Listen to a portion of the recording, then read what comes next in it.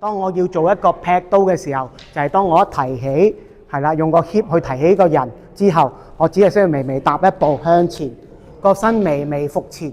OK， 因為你要盡量將你嘅刀向前劈，所以你個身都會微微伏前。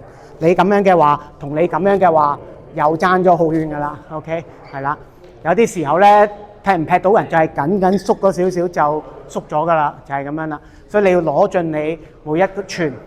OK， 跟住咯噃，就係講緊啦。原來你哋要控制你嘅重心。我開頭教你做個劈刀又好，冚刀，你都會發覺點啊？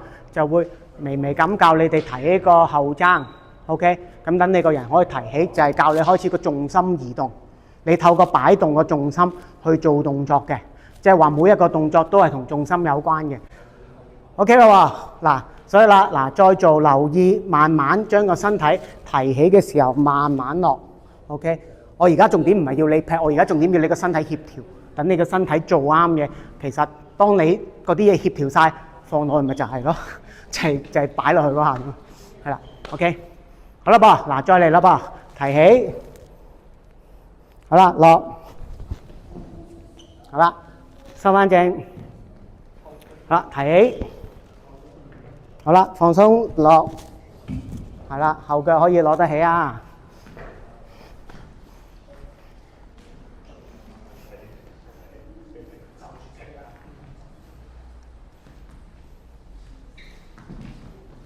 係啦，冇錯啦，糾正得非常好，係啦。好啦，嗱頭先咧，咁啊有位助教咧就睇到一啲動作，其實咧就非常好咁去糾正翻嘅，就係當我哋咧對手舉起嘅時候，留意一樣嘢，我哋個踭嗰個踭位向前向下，唔好抹踭。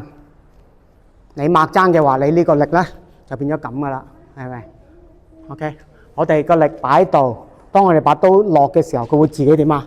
向後收，向下落，得唔得？當你兩個踭飛開咗之後咧，個力咧就會變咗咁嘅，就冇力嘅，明個意思？